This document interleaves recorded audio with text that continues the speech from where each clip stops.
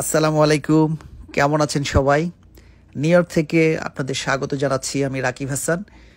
আজকে আমি যাচ্ছি বাফেলো। সেখানে আমার বন্ধুদের সাথে নিয়ে ঘুরতে যাচ্ছি। উদ্দেশ্য হচ্ছে নায়াগ্রা ফলস দেখা।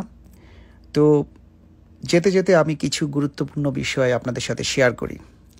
স্টুডেন্ট ভিসায় আমেরিকায় আসার ক্ষেত্রে যে বিষয়টি না জানলেই নয়, অনেকেই কমেন্টে প্রায় সময় দেখি যে লিখে থাকেন যে ভাই আইএলস ছাড়া কিভাবে যাওয়া যায়, অমুক প্রতিষ্ঠান তো আইএলস ছাড়া নিয়ে যেতে পারছে, আপনি তো বলছেন আইএলস ছাড়া যাওয়া যাবে না। আদৌ কি আইএলটিএস ছাড়া কি যাওয়া সম্ভব?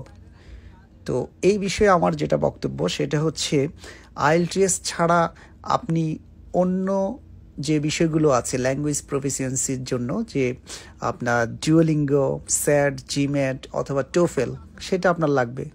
কেউ কেউ ইএসএল দিয়েও আসে, কিন্তু ইএসএলটা হচ্ছে যে এটা ভিসা হওয়া বা অফার লেটার পাওয়া, এটা রেশিও হচ্ছে যে 0.00001%। ইএসএল দিয়ে খুব একটা ফলপ্রসূ কোনো কিছু হয় না। সেই ক্ষেত্রে অল্টারনেটিভ হচ্ছে ডুওলিঙ্গো, স্যাট, জিমেট বা টোফেল। তো এখন বেশিরভাগ ইউনিভার্সিটি, 75% ইউনিভার্সিটি আপনার আইএলস অ্যাকসেপ্ট করে। কিছু কিছু ইউনিভার্সিটি টোফেল বা জিমেট সেটা অ্যাকসেপ্ট করে। কিন্তু বাকি যেসব 25% ইউনিভার্সিটি এখনও আমেরিকাতে, তারা হচ্ছে যে ডুওলিঙ্গো অ্যাকসেপ্ট করে। এখন ডুওলিঙ্গোতে আপনার স্কোর যদি হয় মিনিমাম 105, তাহলেও আপনি কিছু ইউনিভার্সিটিতে অ্যাপ্লাই করতে পারেন। 105 থেকে 110-এর মধ্যে যদি স্কোর থাকে, তাহলে আপনি আমেরিকাতে মিশিগানের 3টা ইউনিভার্সিটি, যেমন সেন্ট্রাল মিশিগান ইউনিভার্সিটি, তারপর হচ্ছে Trine University, Wayne State University, এরকম বেশ কিছু ইউনিভার্সিটিতে আপনি অ্যাপ্লাই করতে পারেন। তো সেই ক্ষেত্রে আপনার যদি আইএলসি 6.5 থাকে, সেটাও অ্যাকসেপ্টেড। যদি আপনার ডুওলিঙ্গো 105 থেকে 110 থাকে, তাহলেও আপনি অ্যাপ্লাই করতে পারেন। তো কাজেই ইংলিশ ল্যাঙ্গুয়েজ প্রফিসিয়েন্সি তো আপনার লাগবে, এটা ছাড়া তো আপনি কিছুতেই অ্যাপ্লাই করতে পারবেন না।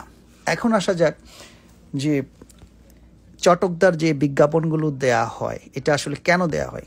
বিভিন্ন কনসালটেন্সি ফার্ম চটকদার বিজ্ঞাপন দিচ্ছে, বলছে আপনার আইএলস লাগবে না, কিছুই লাগবে না, আপনি এমওআই দিয়ে যেতে পারবেন। এমওআই দিয়ে যারা রানিং স্টুডেন্ট, করোনার সময় কিছু স্টুডেন্টকে ইউএসএ, তারপর হচ্ছে ইউকে সহ বিভিন্ন দেশে যাওয়ার একটা সুযোগ ছিল, রানিং স্টুডেন্ট যারা এমওআই দিয়ে যেতে পেরেছিল। কিন্তু এই মুহূর্তে এটার একেবারে সীমিত পরিসরে এটাতে এমওআই দিয়ে আসলে আপনার বাংলাদেশ থেকে সব ইউনিভার্সিটি বা সবগুলো কলেজের এমওআই সেটা অ্যাকসেপ্টেড না। তো এটা একটা ভেরিয়ার। আর হচ্ছে আপনার ডুওলিঙ্গো দিয়ে আপনি এখনও, ডুওলিঙ্গোটা মূলত করোনার সময়ে যখন আপনার ইউনিভার্সিটিগুলো স্টুডেন্ট পাচ্ছিল না, কারণ আইএলস পরীক্ষা দেওয়ার জন্য স্টুডেন্ট হলে যেতে পারছিল না, করোনার সময় আইএলস সেন্টারগুলো বন্ধ ছিল, তখন ডুওলিঙ্গোটা চালু হয়। ডুওলিঙ্গোটা আইএলসের মতোই, বাট এখানে হচ্ছে যে আপনার পরীক্ষাগুলো দিতে হবে অনলাইনে। আপনার অনলাইনে পরীক্ষা দিতে হবে।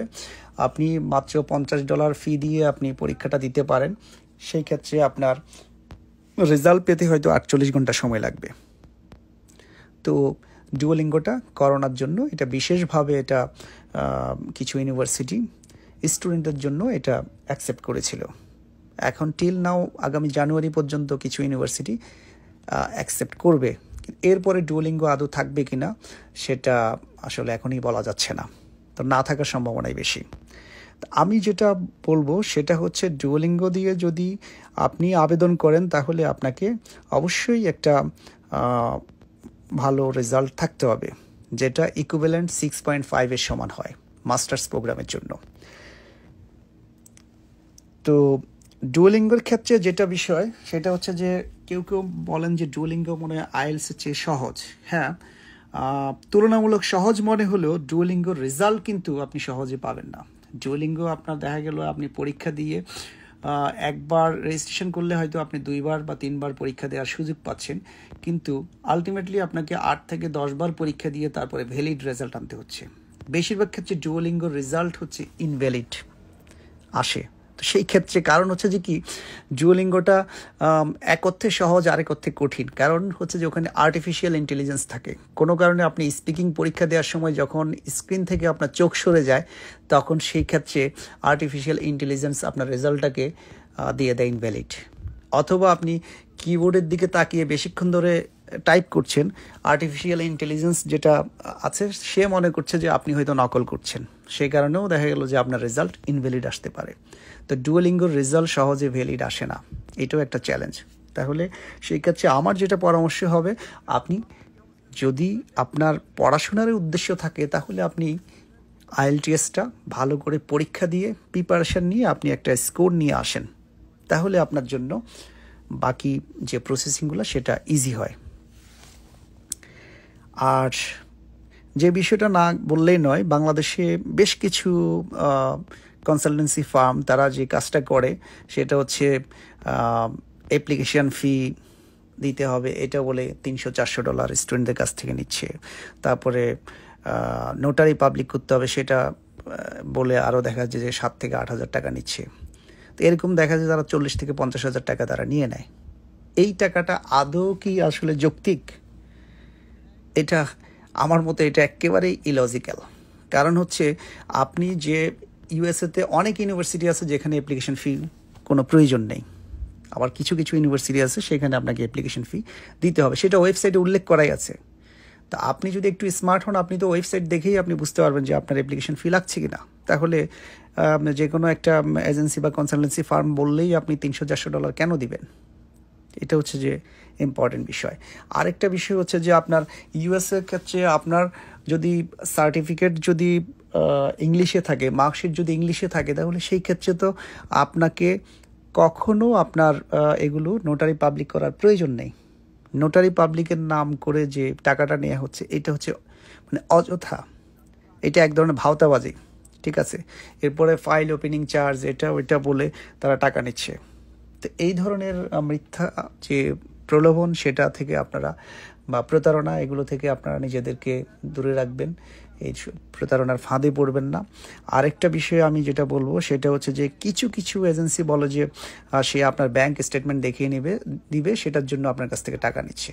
তো এটা হচ্ছে ফেক স্টেটমেন্ট। এই ফেক স্টেটমেন্ট দিয়ে ইউএসএতে ভিসা হবে না। ওরা যখন এটা ভেরিফিকেশন করবে এটা ধরা পড়বে যে আপনার ব্যাংক স্টেটমেন্ট ফেক। তো ফেক স্টেটমেন্ট দিয়ে আপনি কখনো ভিসা পাবেন না, আপনি রিজেকশন হবেনই, আপনি রিজেক্ট হবেন, এটা 100% নিশ্চিত থেকে তারপরে আপনি কাজটা করবেন, ঠিক আছে। তো সবচেয়ে বুদ্ধিমানের কাজ হচ্ছে আপনি নিজে নিজে অ্যাপ্লাই করবেন। যদি আপনি নিজে নিজে অ্যাপ্লাই করতে গিয়ে কোথাও কোনো সমস্যা হয়, তাহলে যারা এই বিষয়টা জানে, যারা নিজে নিজে অ্যাপ্লাই করে এসছে তাদের সহযোগিতা নেবেন, তাহলেই আপনার জন্য কাজ হয়ে যাচ্ছে। তো যাই হোক, আজকে আমি ডুওলিঙ্গো নিয়ে আর দু একটা কথা বলে শেষ করব। ডুওলিঙ্গোটা কি? ডুওলিঙ্গোটা হচ্ছে যে আসলে আইএলস আপনি যদি 6.5 পান আর হচ্ছে ডুওলিঙ্গোতে যদি 110 বা 15 পান, তাহলে সেম, ইকুইভ্যালেন্ট টু সেম। তো সেই জন্য আপনি যদি ডুওলিঙ্গোটা দেন, তাহলে আমি মনে করি ডুওলিঙ্গো দিয়েও আপনি কিছু ইউনিভার্সিটিতে অ্যাপ্লাই করতে পারেন। এই মুহূর্তে 20 to 25% ইউনিভার্সিটিতে ডুওলিঙ্গো অ্যাকসেপ্টেড। এইসব ইউনিভার্সিটিতে আপনি ডুওলিঙ্গো দিয়ে আবেদন করতে পারেন।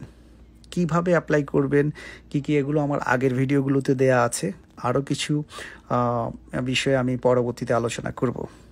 তো যাদের আইএলটিএস করা আছে, যাদের ডুওলিঙ্গো স্কোর আছে, যাদের একাডেমিক রেজাল্ট খুবই এক্সিলেন্ট, তারা যদি যোগাযোগ করেন তাদেরকে সহযোগিতা করা যাবে, ঠিক আছে। এখানে বিশেষ করে মিশিগানে কয়েকটা ইউনিভার্সিটিতে আমাদের বেশ কিছু বন্ধু, ছোট ভাই, বড় ভাই অনেকেই আছেন। তো এনারা হচ্ছেন যারা ব্রিলিয়ান্ট স্টুডেন্ট, মেধাবী স্টুডেন্ট, তাদেরকে সহযোগিতা করেন।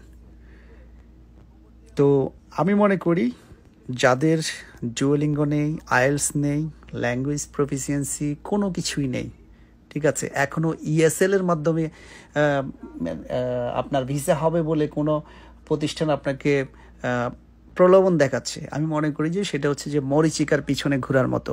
ঠিক আছে, কারণ ইএসএল দিয়ে আপনার ভিসা পাওয়ার রেশিও হচ্ছে যে 0.00001%।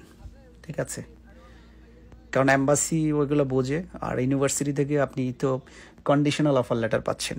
ঠিক আছে, অনেক অনেক agency conditional offer letter manage করে দেয়। ঠিক আছে, আপনি আইএলসের রেজাল্ট নেই, কিচ্ছু নেই, ডুওলিঙ্গো নেই, আপনার কোনো ল্যাঙ্গুয়েজ প্রফিসিয়েন্সি নেই, সে আপনাকে একটা অফার লেটার এনে দিয়ে আপনার কাছ থেকে টাকা নিচ্ছে, কিন্তু সেই অফার লেটার দিয়ে তো আপনি বেশি দূর যেতে পারবেন না, কারণ এটা তো আপনার তো এটা আনকন্ডিশনাল না। এখানে তো আপনাকে পরবর্তীতে এই ল্যাঙ্গুয়েজ টেস্টে উত্তীর্ণ হয়ে তারপরে গিয়ে আপনাকে ভ্যালিড স্টুডেন্ট হিসেবে আপনাকে অ্যাপ্লাই করতে হবে। সো এই বিষয়গুলো আশা করি সবাই সতর্ক থাকবেন।